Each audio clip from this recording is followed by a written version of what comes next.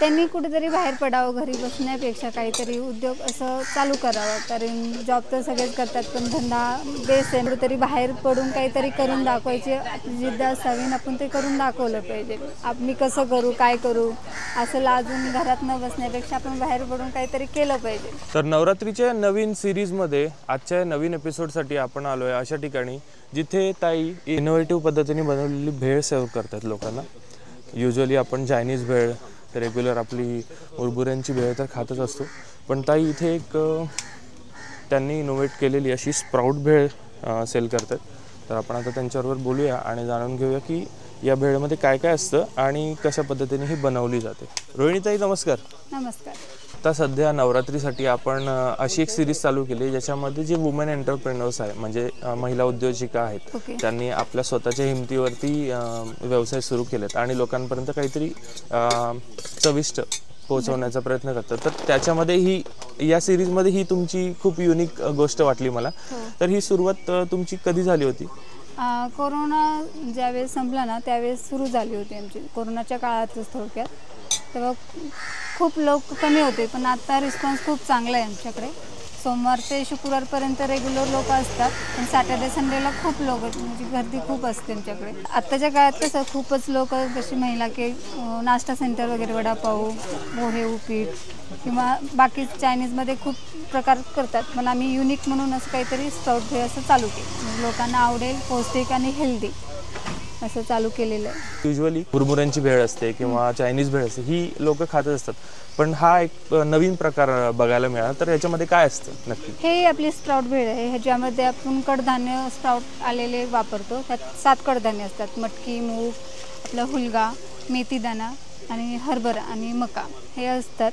आणि मका आणि हरभरा आहे तो बॉईल केलेला असतो, कारण ते कच्चं जात नाही शक्यतो. आणि बाकीचे कडधान्य बॉईल आणि कच्चे असे दोन्ही असतात.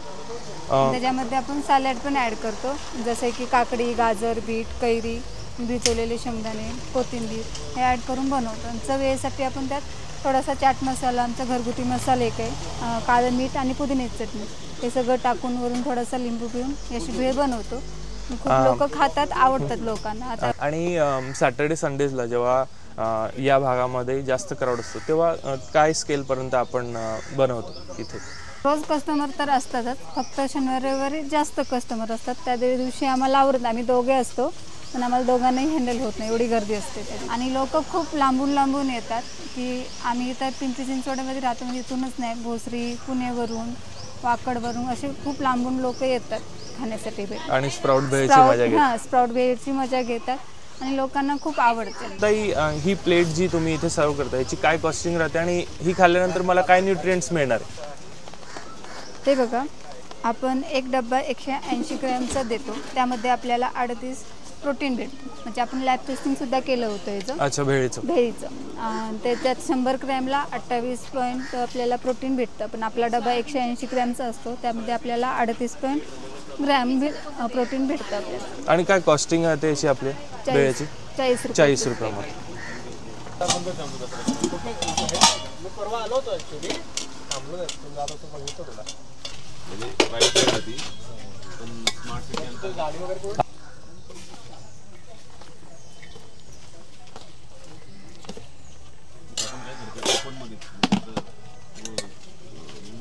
आपण कडधान्याची भेळ बनवतो.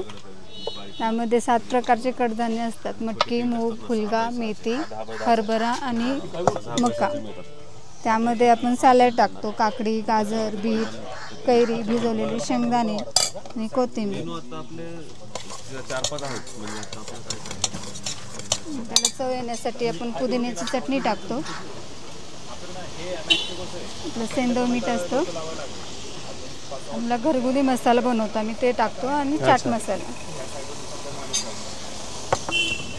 त्याच्यावरून लिंबू पण पिळतो थोडा, कारण त्याने करून चव येते.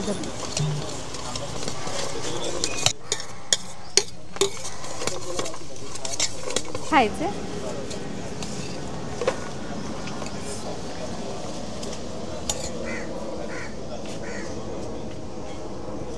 हे आपण वरून डेकोरेट म्हणून वरून थोडं गाजर, बीट, कैरी जवस आणि तीळ भाजलेले टाकतो, हा दादा 40ला, आणि वरून एक बदाम देतो. दही पाहिजे आहे का तुम्हाला वरून? दही नाही. अशी आपली प्लेट असते. हे बनवतेच आहे. तुम्हाला मी एक प्लेट देते, खाऊन बघा टेस्ट कशी आहे आणि मला सांगा. तुम्हाला खूप आवडेल. नक्कीच नक्कीच.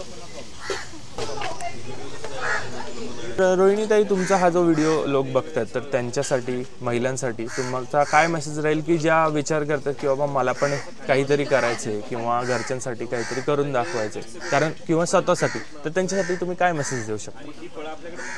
त्यांनी कुठेतरी बाहेर पडावं, घरी बसण्यापेक्षा काहीतरी उद्योग असं चालू करावं. कारण जॉब तर सगळेच करतात, पण धंदा बेस आहे माझ्यासाठी. मला तर सरळ बेस आहे धंदा. की आपण कुठेतरी बाहेर पडून काहीतरी करून दाखवायची आपली जिद्द असावी आणि आपण ते करून दाखवलं पाहिजे. मी कसं करू, काय करू, असं लाजून घरात न बसण्यापेक्षा आपण बाहेर पडून काहीतरी केलं पाहिजे.